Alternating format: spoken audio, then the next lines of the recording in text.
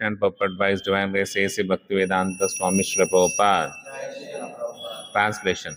Sutta Goswami said, thus Bhishma Deva merged himself in the Super Soul Lord Sri Krishna, the Supreme Personality of Godhead, with his mind, speech, sight, and actions, and thus he became silent and his breathing stopped. Please repeat the translation. Sutta Goswami said, thus Bhishma Deva merged himself in the Super Soul Lord Sri Krishna, the Supreme Personality of Godhead, with his mind, speech, sight, and actions, and thus he became silent and his breathing stopped. Purport by Srila Prabhupada. The stage attained by Bhishma Deva while quitting his mental body is called Nirvikalpa Samadhi, because he merged his self into thinking of the Lord and his mind into remembering his different activities. He chanted the glories of the Lord, and by his sight he began to see the Lord personally present before him.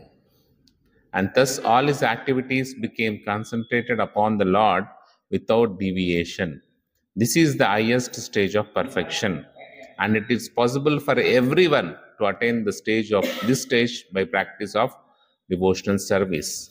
The devotional service of the Lord consists of 9 principles of service activities, and they are hearing, chanting, remembering, serving the lotus feet, worshipping, praying, executing the orders, fraternizing, and fully surrendering. Any one of them or all of them are equally competent to award the desired result, but they require to be practiced persistently under the guidance of an expert devotee of the Lord. The first item, hearing, is the most important item of all, and therefore hearing of the Bhagavad Gita and later on Srimad Bhagavatam is essential for the serious candidate. Jai Shri Shri Radha Shyam Sundar Bhagwan ki. Who wants to attain the stage of Bhishma Deva at the end? The unique situation at Bhishma Deva's time of death can be attained even though Lord Krishna may not be personally present. His words of the Bhagavad Gita, those of Srimad Bhagavatam, are identical with the Lord. They are sound incarnations of the Lord, and one can fully utilize them to be entitled to attain the stage of Sri Bhishma Deva, who was one of the 8 Vasus. Every man or animal must die at a certain stage of life, but one who dies like Bhishma Deva attains perfection, and one who dies forced by the laws of nature dies like an animal. That is the difference between a man and an animal. And the human form of life is especially meant for dying like Bhishma Deva. Thus ends the Bhaktivedanta purport. Om Agnanatimira-andasya Gnananjana-shalakaya Chakshurunmilitam Yena Tasmai Shri Guruve Namaha. Nama Om Vishnupadaya Krishna Prishtaya Bhutale Srimate Bhaktivedanta Swamin Iti Namine. Namaste Saraswate Deve Gauravani Pracharine Nirvishesha Shunyavadi Paschatya Deshatarine. Jai Shri Krishna Chaitanya Prabhu Nityananda Shri Advaita Gadadara Srivasadi Gauravakta Vrinda. Hare Krishna Krishna Krishna Hare Hare Hare Rama Rama Rama Hare Hare. So భీష్మదేవుడి యొక్క meditation అంతా అయిపోయింది, ఇంకా last స్టేజ్కి వచ్చేసాడు. So సుత గోస్వామి ఏమని చెప్తున్నారు? కృష్ణ ఏవం భగవతి మనోవాగ్ దృష్టి వృత్తిభిః ఆత్మన్యాత్మానమావేశ సోంత శ్వాస ఉపారమత్. తన తుది శ్వాసని వదిలేశాడట. ఉపారమత్ భీష్మదేవుడు ఎట్లా వదిలేశాడు ఆయన శ్వాసని? మనోవాగ్ దృష్టి వృత్తిభిః, అతని యొక్క మనస్సు, వాక్కు, దృష్టి అంటే చూసేది, వృత్తి బిహైండ్ చేసే యాక్టివిటీస్ అన్నీ కూడా దేంట్లో కలిసిపోయాయి? ఆత్మన్యాత్మానం. అవన్నీ కూడా భగవంతుడిలో, కృష్ణ ఏవం భగవతి, భగవంతుడిలో కలిసిపోయేటట్టు, అంటే భగవంతుడి మీద పూర్తిగా కాన్సన్ట్రేట్ చేస్తూ, భగవంతుడి మీద పూర్తిగా ధ్యానిస్తూ తన యొక్క శ్వాసోపారమత్, అతని యొక్క శ్వాసను వదిలేశాడు. సో ప్రభుపాద ఏమంటారు? Actually this is the perfection of human life. అంటే ఒక మనిషిగా మనం పుట్టినందుకు పరిపూర్ణత ఎక్కడ వస్తుందంటే భీష్మదేవుడిలాగా చనిపోవాలి. భీష్మదేవుడు ఎలా చనిపోయాడు? అతను చావనేది లేదు కదా, అతనికి ఎప్పుడు కావాలంటే అప్పుడు వస్తుంది. అంటే ఎంత సంతోషంగా చనిపోయాడు చూడండి. అతనేమి ఎవరో ఒకరు ఫోర్స్ చేసినట్టు చనిపోలే. మనము ఈ చావును ఎట్లా చంపించుకోవాలని మనం ప్రాధేయపడుతుంటాం కదా. ఇంకొక వారం రోజులు ఉంటే బాగుండేది, ఇంకా మా పిల్లలకి అంత సెటిల్ కాలేదే, వాళ్ళకి అన్నీ చెప్పలేదే, ఆస్తి పంపకాలు చేయలేదే, ఎన్నో యాక్టివిటీస్ ఉంటాయి మనకు. అరే ఇంత తొందరగా వచ్చేస్తుంది నేను చావని మనం భయపడుతుంటాం. కానీ భీష్మదేవుడు తనంతట తాను పోవాలని డిసైడ్ అయిపోయాడు ఎప్పుడు? ఆ భగవంతుని చూశాక. అందుకనే అతను ఎటువంటి స్థితికి వచ్చాడు? అతను నిర్వికల్ప సమాధి, ఆ నిర్వికల్ప సమాధి స్థితికి వచ్చాడు. ఆ నిర్వికల్ప సమాధి ఎప్పుడు వస్తుంది? మనో వాచ కర్మన, ఈ మూడు కూడా భగవంతుని కోసమై భగవంతునిపై ఉన్నప్పుడు మాత్రమే ఆ నిర్వికల్ప సమాధి వస్తుంది. అందుకనే అంతకంటే ఉత్తమమైనది ఏం లేదని భగవంతుడు చెప్తున్నాడు భగవద్గీతలో. ఏమని చెప్తున్నాడు? మయ్యేవ మనాదస్వ మయి బుద్ధిం నివేశయ నివశిష్యసి మయ్యేవ అత ఊర్ధ్వం న సంశయ. ఎప్పుడైతే మీ మనసు అంతా కూడా నేనే నిండిపోయి ఉంటానో, మీ బుద్ధి అంతా కూడా నేనే నిండిపోయి ఉంటానో, అప్పుడు మీరు నాలో ఉంటారు అని చెప్పేస్తూ ఆ స్థితిని ఏమన్నాడు? అంతకంటే ఊర్ధ్వం, అంతకంటే గొప్పది ఎటువంటిది లేదు. న సంశయ, ఎటువంటి సంశయం లేదన్నాడు దీంట్లో. ఎందుకంటే మనకు సంశయాలు వస్తుంటాయి కదా, అవునో కాదో అట్లా ఇంకేదన్నా ఉంటుందేమో అని. సో భగవంతుడు అత్యుత్తమమైనది ఏమని చెప్తున్నాడు? మయ్యేవ మనాదస్వ మయి బుద్ధిం నివేశయ, నీ మనస్సుని బుద్ధిని నా మీద పెట్టాలి. మరి ఎందుకు ఈ మనస్సు బుద్ధి అనేది? ఎందుకంటే మనకు రెండు శరీరాలు ఉన్నాయి. ఏమున్నాయి? సూక్ష్మ శరీరం ఉంది, స్థూల శరీరం. సో ఈ స్థూల శరీరాన్ని సూక్ష్మ శరీరం కంట్రోల్ చేస్తుంది.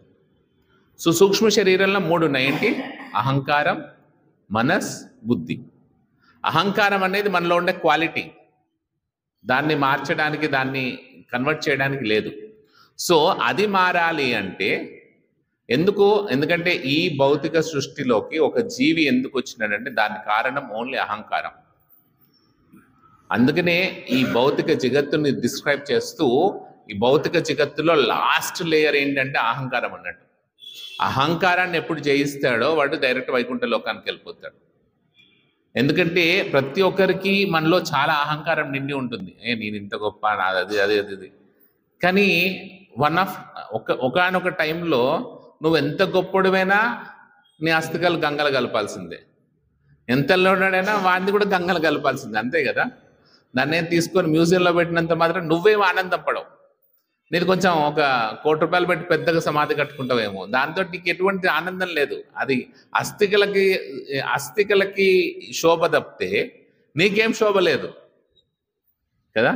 ఇప్పుడు ఢిల్లీకి వెళ్తుంటే వాళ్ళు చూపెడుతుంటారు, ఇది మహాత్మా గాంధీది, అది అది అని. ఓ పెద్ద కొన్ని ఎకరాల స్థలం, ఎంత పెద్దది కట్టినా మహాత్మా గాంధీ ఏం ఎంజాయ్ చేయట్లేదు కదా. అయ్యో నా దగ్గర ఎప్పుడు దీపం వెలుగుతుంది నా సమాధి దగ్గర అని ఆయన అక్కడ ఎంజాయ్మెంట్ ఫీల్ అవ్వట్లేదు. సో ఇవన్నీ కూడా బాహ్య సౌందర్యమే, కాకపోతే బాహ్య తృప్తి తప్పితే మనకు అటువంటి తృప్తి లేదు. సో మన తృప్తి ఎప్పుడు వస్తుంది? ఈ అహంకారాన్ని జయించినప్పుడు. ఈ అహంకారాన్ని జయిస్తే మనం డైరెక్ట్ వైకుంఠ లోకంకి వెళ్తాం. సో మరి ఈ అహంకారాన్ని ఎలా జయించాలి? దాని కింద ఇంకా రెండు ఉన్నాయి. ఏమున్నాయి? మనస్సు, బుద్ధి. ఎందుకంటే ఈ మనస్సు, బుద్ధి ఈ స్థూల శరీరాన్ని కంట్రోల్ చేస్తున్నాయి కదా. మనస్సు, బుద్ధి ఎలా చెప్తేనే ఈ శరీరం అట్లా అవుతుంది. మనకి వాళ్ళ బాలేదు అనుకున్నాం అనుకో, శరీరం ఆటోమేటిక్గా మనకు కావాల్సిన డిసీజ్ని క్రియేట్ చేస్తుంది. సో ఈ మనస్సు, బుద్ధి కంట్రోల్లో ఉంటే ఆటోమేటికల్గా ఈ శరీరానికి పర్ఫెక్షన్ వస్తుంది. సో అందుకనే ఆ మనస్సు, బుద్ధిని భగవంతుడు ఏమన్నాడు? నా మీదికి మార్చు అని చెప్పాడు. అంటే ఆ మనస్సు అంతా కూడా భగవంతుడే ఉండాలి, ఆ బుద్ధి అంతా కూడా భగవంతుడే ఉండాలి. ఇప్పుడు మనకేమైంది? మనస్సు అంతా ఏమున్నాయి? కామ, క్రోధ, లోభ, మద, మాత్సర్యాలతో నిండిపోయింది. సో మనస్సు లేదు నిండిపోయిందో బుద్ధి కూడా అదే యాక్టివిటీ చేస్తుంది. మరి కామ, క్రోధ, మద, మాత్సర్యాలను ఎట్లా సాటిస్ఫై చేయాలి? అది చేస్తే నువ్వు ఆనందం పడతావు అని ఒక ఆలోచన ఇస్తుంది బుద్ధి. దాన్ని సాటిస్ఫై చేసుకోవడానికి బుద్ధి పెంచుకుంటాం కదా. ఇప్పుడు బుద్ధి ఎందుకు పెంచుకుంటాం? ఇప్పుడు మనకు ఇల్లు కావాలనుకోండి, దాని గురించి ఆలోచిస్తాం.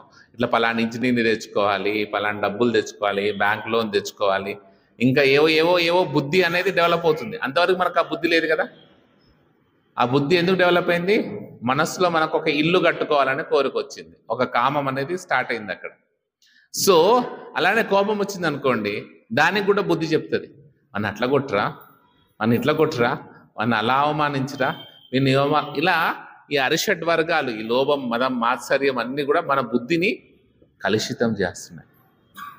సో మరి ఈ మనస్సు బుద్ధి కలుషితం కాకుండా భగవంతుడి మీద ఉండాలి. మరి ఎలా ఉంటాయి? అలాంటి స్థితిని సమాధి అన్నారు. అలాంటి సమాధి స్థితికి అతను వెళ్ళాడు. ఎలా వెళ్ళాడు భీష్ముడు? ఇక్కడ మనకు 3 యాక్టివిటీస్ చెప్పారు. ఆయన ఏం చేశాడు? మనో, వాక్కు, దృష్టి యాక్టివిటీస్. ఈ 4 కూడా ఎవరి మీద కాన్సన్ట్రేట్ చేశాడు? కృష్ణ, భగవతి. సో కింది నుంచి పైకి వెళ్ళాలి మనం. మనస్సు చాలా అన్కంట్రోలబుల్, చాలా కష్టం మనస్సును కంట్రోల్ చేయడం కదా. దాని తర్వాత వాక్కుని కంట్రోల్ చేయడం కూడా కష్టమే. మాట్లాడేస్తుంటావు, లూజ్ టంగ్ చేస్తుంటావు.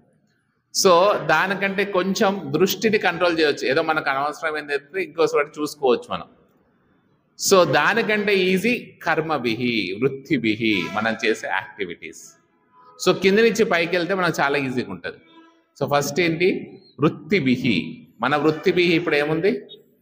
మన కామ కోరికలను ఎలా సాటిస్ఫై చేసుకోవాలి, మన క్రోధాన్ని ఎలా సాటిస్ఫై చేసుకోవాలి, మన లోభాన్ని ఎలా సాటిస్ఫై చేసుకోవాలని ఈ అరిషడ్ వర్గాల కోసం మన యాక్టివిటీస్ చేస్తున్నాం కదా. సో ఇదే యాక్టివిటీస్ ఎప్పుడైతే భగవంతుడి తరపు అవుతాయో అప్పుడు ప్యూరిఫికేషన్ అనేది వస్తున్నట్టు. ఒకసారి మదన్ మోహన్ మాలవీయ అని ఒక పెద్ద రాజకీయ నాయకుడు, బెనారస్ హిందూ యూనివర్సిటీని స్థాపించిన అతను. సో అతనికి కొన్ని సందేహాలు కలిగాయట. కలిగినప్పుడు అతను భక్తి సిద్ధాంత సరస్వతి ఠాకూర్ వాళ్ళ దగ్గరికి వెళ్ళారు. భక్తి సిద్ధాంత సరస్వతి ఠాకూర్ అన్నారట, నాకు కొంచెం బిజీగా ఉంది, అక్కడ కొంతమంది మా శిష్యులు ఉన్నారు, వాళ్ళతో డిస్కస్ చేయండి, వాళ్ళు చెప్పలేకపోతే నేను చెప్తాను అని చెప్పాడు. సరే అనేసి అతను ఆ శిష్యుల దగ్గరికి, పాప అంత గొప్పవాడైనా కూడా వినమ్రతతోటి వెళ్ళాడు ఆ శిష్యుల దగ్గరికి. ఏం చెప్తారు ఆ శిష్యులని? ఆ శిష్యులు ఏమన్నారట, ఈ శిష్యులు వెళ్ళి అడిగాడట, అయ్యో మాకు చాలా గిన్నెలు ఉన్నాయి, మీరు కూడా కొంచెం తోమి పెడితే తొందరగా అయిపోతే మనం కూర్చొని శాస్త్ర సంవాదం చేసుకుందామని. సరే ఇంకేదో చెప్తున్నారు కదా, మనం కూడా చేద్దాం, ఎందుకంటే ఆయనకు అంత వినమ్రత ఉంది కాబట్టి అతను కూడా తోమడం మొదలుపెట్టాడు. తోముతున్నాడు. అర్ధగంట అయిపోయింది, గంట అయిపోయింది, తోముతున్నారు. తోమిన అంత అయిపోయింది, క్లీన్గా అయిపోయినాయి, మెరుస్తున్నాయి, అన్ని తీసుకెళ్ళి లౌడ్ పెట్టేశారు.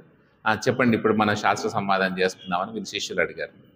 ఇంకేం చేయాల్సిన అవసరం లేదు, నా సంశయాలన్నీ తీరిపోయినాయి. ఎందుకు తీరిపోయినాయి? అతను భగవంతుని సేవలో నియుక్తం కావడం వల్ల అతని సేవ అతని పరమాత్మ రూపంలో జ్ఞానాన్ని ఇచ్చింది. పరమాత్మ ఏమిస్తాడు? జ్ఞానం, స్మృతి, మత్త స్మృతిర్ జ్ఞానం అపోహనం చ. మతి మరపిస్తాడు, గుర్తుంచుకునే శక్తిని ఇస్తాడు, జ్ఞానాన్ని ఇస్తాడు. సో అతని సంశయాలన్నిటికీ భగవంతుడు, ఎందుకంటే ఎక్కడనో లేడు పరమాత్మ. సో మనం చేసే యాక్టివిటీస్కి వెంటనే రెసిప్రోకేట్ చేస్తాడు. ఎందుకంటే మనం ఎలా చేస్తే వాపి స్మరణ్ భావం తెచతే అంతే కలేవరం. సో మనం ఎట్లా ఆయన్ని సరెండర్ అవుతే మనకు అట్లా ఆయన రెసిప్రోకేట్ చేస్తాడు. సో ఎప్పుడైతే ఆ సేవ చేశాడో వెంటనే ఆయన ప్యూరిఫికేషన్ వచ్చేసింది. ప్యూరిఫికేషన్ వచ్చేసి అతని అహంకారం లేదు ఆయనకి. ఎందుకంటే అహంకారం ఉన్నాడైతే ఏంటి గురువు, నేను ఇంత పెద్ద మదన్ మోహన్ మాలే వస్తే వెళ్ళిపోయాడు. అహంకారాన్ని కూడా జయించాడు ఆయన. అంటే ఒక లెవెల్ ఒక అహంకారాన్ని, అంటే నేను కృష్ణుడి దాసున్నని కాదు, ఒక వినమ్రత ఉండాలని ఒక భావన. సో అతనికి ఆ భగవంతుడి యొక్క జ్ఞానాన్ని ప్రసాదించే శక్తిని ఇచ్చాడు. సో ఇది ఫస్ట్. అంటే మనం ఏం చేయాలి? భగవంతుడి కర్మ చేయడం వల్ల మనకు ఫస్ట్ ప్యూరిఫికేషన్ జరుగుతుంది. దాని తర్వాత నెక్స్ట్ ఏంటి? దృష్టి. ఎన్నో విషయాలు మనం చూస్తూ ఉంటాం, ఎన్నో విషయాలు మనకి కళ్ళకు ఆనందాన్ని ఇస్తుంటాం. ఆ దృష్టి ఎక్కడికి వెళ్ళాలి? భగవంతుని పాదారవిందాన్ని నుంచి మెల్లమెల్లగా పైకి వెళ్తూ భగవంతుని ముఖారవిందాన్ని దగ్గరికి వెళ్ళాలి. అలా వెళ్తే ఆ దృష్టి అంతా కూడా భగవంతుడి మీద కాన్సన్ట్రేట్ అవుతుంది. మనం ఏం భీష్మదేవుడు అంత గొప్ప కాదు, మనం చచ్చిపోయినప్పుడు దేవుడు వచ్చి మన ముందు నిలబడ్డానికి. సో బతుకున్నప్పుడే మనం చూసుకోవాలి. ఎన్నిసార్లు చూసుకుంటే భగవంతుడిని అంత మంచిది, ఎన్నిసార్లు విగ్రహాలను చూసుకుంటే మనకు అంత మంచిది. సో అలా చూస్తూ చూస్తూ చూస్తుంటే ఆటోమేటికల్గా ఆ రూపమే మనకు గుర్తుకొస్తుంది చనిపోయేటప్పుడు. లేకపోతే మనం పెంచుకున్న కుక్కనో మనం పెంచుకున్న పిల్లో గుర్తుకొస్తుంటుంది. అరే ఆ పిల్లని ధర్మని రా అంటుంటారు లాస్ట్కి కూడా. సో ప్రభుపాద ఒకటి చెప్తుంటారు అన్నట్టు, వాళ్ళు చనిపోతున్నారట, ఆమె నువ్వు చాంట్ చేయి చాంట్ చేయి చాంట్ చేయనంటే ఆమె చాంట్ అనొచ్చు కదా, చాంట్ కూడా అంటలేదట, కాంట్ కాంట్ కాంట్ అంటుందట, నేను చేయను నేను చేయను నేను చేయను అని. సో అలా మన యాక్టివిటీస్ అన్నీ భగవంతుడి మీద, మన దృష్టి భగవంతుడి మీద లేకపోతే, ఆ దృష్టి ఎక్కడెక్కడో విషయాల్లో ఉంటే మనకు లాస్ట్ ఏది గుర్తుకొస్తుంది? మనం చూసుకొచ్చిందే గుర్తుకొస్తుంది. గుర్తుకొస్తే ఏమవుతుంది? మన శరీరం కూడా ఒక జంతువు శరీరం లెక్క దేహాన్ని వదిలిపెట్టి ఇంకో దేహాన్ని తీసుకుంటాం. ఇంత మానవ శరీరం ఇచ్చిన పర్ఫెక్షన్ మనకు రాదన్నట్టు. సో అలా 2 యాక్టివిటీస్ మనం తెలుసుకున్నాం. ఏమేమి తెలుసుకున్నాం? కర్మ, వృత్తిభిహి, తర్వాత దృష్టి, దాని తర్వాత వాక్కు. ఈ రెండింటికంటే వాక్కు ఎక్కువ చెప్పారు, పవర్ఫుల్. ఎందుకంటే వాక్కు డైరెక్ట్గా మనస్సును కంట్రోల్ చేస్తుంది. ఎందుకంటే మనస్సును కంట్రోల్ చేయడం చాలా కష్టం కదా. ఈ 3 మన చేతిలో ఉన్నాయి, వాక్కు, కర్మ, దృష్టి. మనం చేయవచ్చు ఎందుకంటే సెన్స్ ఆర్గన్స్. కానీ మనస్సును మనం ఎలా చేస్తాం? చాలా కష్టం. ఈ 3 చేస్తే మనస్సు ఆటోమేటికల్గా ఆ యాక్టివిటీస్ చేస్తుంది. ఎందుకంటే మన సెన్స్ ఆర్గన్స్ ఏవైతే పంపిస్తా ఉంటాయో, మన ఇంద్రియాలు ఏవైతే ఆ లోపలికి ఇంపల్సెస్ ఇస్తుంటాయో, దాని ప్రకారం మనస్సు కోరికలని, ఆలోచనల్ని సృష్టిస్తుంది. మనసు ఏం కొత్తగా ఆలోచనలు తీసుకురాదు. మన ఇంద్రియాలు ఏవైతే తీసుకెళ్తున్నాయో ఆ ఆలోచనలే క్రియేట్ చేస్తుంది. ఎంతగా అంటే మనం రాత్రి కళలు కంటుంటాం. ఏమంటున్నాం అంటే, ఒక సింహం వచ్చి మనం తిన్నట్టుగా, ఒక సింహ బొమ్మ చూసుంటాం, మళ్ళీ ఇంకేదో చూసుంటాం. రాత్రి ఆ 2 కలిసి మనం తలలోకి తీరిపోయి ఉంటాయి. ఆ మనస్సు క్రియేట్ చేస్తుంటుంది. కళలో అదేదో మనం తింటున్నట్టుగా భయంకరంగా వస్తుంది. సో ఈ మిక్స్చర్ చేస్తుంది అంతే లోపల మనస్సు, కొత్తగా అదేం సృష్టించట్లేదు. సో ఈ మిక్స్చర్కి మెయిన్గా ఇంగ్రీడియంట్స్ ఎక్కడి నుంచి వస్తున్నాయి? ఇంద్రియాల నుంచి వస్తున్నాయి. సో ఈ ఇంద్రియాలు అన్నిటికంటే కూడా బలమైంది లోబోబాయ్ సుదుర్మతి. సుదుర్మతి చాలా కష్టమైంది. ఏంటిది? టంగ్, నాలుక. వాక్ అనేది అంత గొప్పది అన్నట్టు. వాక్ చాలా చాలా కష్టం కంట్రోల్ చేయడం. సో ఆ వాక్ని ఎలా కంట్రోల్ చేయాలి? భగవంతుడి నామాన్ని జపం చేస్తూ కంట్రోల్ చేయాలి. భగవంతుని యొక్క లీలలని వర్ణిస్తూ కంట్రోల్ చేయాలి. ఎప్పుడైతే భగవంతుని యొక్క లీలలను మనం స్మరించుకుంటూ ఉంటామో, భగవంతుని నామాన్ని జపిస్తుంటామో, ఆ జివ్వ శుద్ధమైపోతుంది అన్నట్టు. అందుకని ఏమంటాడు? ఆ జివ్వ శుద్ధం కావడానికి భక్తి వినోద్ ఠాకూర్ ఏం చెప్పారు? ఏమిచ్చాడు? స్వప్రసాద్ అన్నదిలో బాయ్ సేయన్నామృత పావో రాధా కృష్ణ గుణగావో. ఈ జివ్వ అన్నిటికంటే లోబోమాయి, అన్నిటికంటే లోబి. ఎంత లోబి అంటే ఎన్ని ఇచ్చినా ఇంకోటి కావాలంటుంది. ఆశ చావద్దు దానికి. ఎంత ఇచ్చినా, ఇప్పుడు కడుపు నిండిపోయి అబ్బా ఇది వద్దురా అంటుంటే కూడా ఇంకోటి తిను బాగుంటుంది అని చెప్తుంటుంది. సో అంత లోబి. దాన్ని ఎట్లా కంట్రోల్ చేయాలి? మరి దాన్ని కంట్రోల్ చేయడం కష్టం కాబట్టి కృష్ణ ఏం చేశాడు? స్వప్రసాద్ అన్నది లోబాయ్. అతను మనకు ఎంగిలి చేసి, అతను తినేసి ఆ ప్రసాదాన్ని మనకిస్తున్నాడు. దాంతో నేనేం చేసుకుంటాను? ఈ నాలుకని సాటిస్ఫై చేస్తాను. ఎందుకంటే ఈ నాలుక ఎప్పుడు సాటిస్ఫై అవుతుంది? ఆ కృష్ణ ప్రసాదం టచ్ అయినప్పుడు మాత్రమే సాటిస్ఫై అవుతుంది. దానికి ఇంకేం అవసరం లేదు అని చెప్తుంది జిహ్వ. ఫుల్గా సాటిస్ఫై అయిపోతుంది. సో అందుకని నువ్వెంతో దయగలగవాడు కాబట్టి, నువ్వు నాకు ఈ మంచి ప్రసాదాన్ని ఇచ్చా కాబట్టి రాధాకృష్ణ గుణగావో. ఆ ప్రసాదాన్ని తీసుకుంటూ మనం ఏం చేయాలి? ఆ రాధాకృష్ణను కీర్తించాలి. కీర్తిస్తూ ఆ ప్రసాదం తీసుకుంటే ఫస్ట్ ప్యూరిఫికేషన్ జరుగుతుంది. సెకండ్ ప్యూరిఫికేషన్ ఎక్కడ జరుగుతుంది? ఆ భగవన్ నామాన్ని స్పష్టంగా ఉచ్చరించడం ద్వారా. హరే కృష్ణ కృష్ణ కృష్ణ హరే హరే, హరే రామ రామ రామ హరే హరే. ఆ ఉచ్చరించడం ద్వారా ఏమవుతుంది? ఈ నాలుక శుద్ధి అవుతుంది. ఈ నాలుక ఒకటి శుద్ధి అవ్వట్లేదు, ఏమవుతుంది? దాంతోపాటు మనస్సును కూడా శుద్ధి చేస్తుంది. ఎందుకంటే ఫస్ట్ స్టార్టింగ్ ఏం చెప్పాడు చైతన్య మహాప్రభు? చేతో దర్పణ మార్చనం భవమహాదావాగ్ని నిర్వాపనం. ఈ హరినామ సంకీర్తన యొక్క ఫస్ట్ క్వాలిటీ ఏంటి? మనలో చాలా దుమ్ము పేరుకుపోయింది. దేంతో దుమ్ము పేరుకుపోయింది? అహంకారంతో, కామంతో, క్రోధంతో, అలాంటి వాటన్నిటితోటి దుమ్ము పేరుకుపోయి ఉంది. ఎంతకు పేరుపోయిందంటే గోదాదేవి అడుగుతుందంట కృష్ణుణ్ణి, నాకు మంచి విసనకర్ర ఇచ్చాయి దుమ్మునంతా దులిపేయడానికి. అంత దుమ్ము పేరుకుపోయింది నాలో. అప్పుడే మీ ఇద్దరిని చూడగలుగుతాను, మీ ఇద్దరు రాధాకృష్ణుని చూడగలుగుతాను. ఎప్పుడు? ఆ దుమ్మంతా పోయినప్పుడు. సో ఆ దుమ్ము ఎలా పోతుంది? ఆ విసనకర్ర ఏంటి? హరినామ సంకీర్తన. ఆ హరే కృష్ణ మంత్రం మనలో ఉన్న ఆ దుమ్ము ధూళి అంతా క్లీన్ చేసేస్తే అప్పుడు అద్దం స్పష్టంగా కనబడుతుంది. ఆ అద్దంలో ఎవరు కనబడతారు? మనం కనబడతాం. మన స్వరూపం కనబడుతుంది. మన స్వరూపం ఇప్పుడు మూసుకొని పోయి ఉంది. సో మూసుకొని పోయి ఉంది కాబట్టి ఏమనుకుంటాం? ఏదన్నా ఇప్పుడు సగం సగం మురికితోటి ఉంది అనుకోండి, ఆ అద్దంలో మనం చూసినా కూడా చాలా మురికిగా కనబడతాం కదా. అద్దం క్లీన్ అయినప్పుడు మనం స్పష్టంగా, అందంగా ఒక ఐశ్వర్యరాయలానో సల్మాన్ ఖాన్లోనో కనబడతాం, అంత అందంగా కదా. సో అలానే మన స్వరూపంగా సచ్చిదానంద స్వరూపం, చాలా నిత్య యవ్వనంగా, చాలా అందంగా ఉన్నాం. కాకపోతే ఈ దరిద్రమైన ఈ శరీరాన్ని తీసుకున్నాం కాబట్టి ఆ శరీరమే మనం అనుకునే భావనతోటి అరే నేను ఇలా ఉన్నాను, నాకు ఆ లోపం ఉంది, ఈ లోపం ఉందని అనుకుంటున్నాం. లోపం లేదు. లోపం మనం చూసే అద్దంలో ఉంది.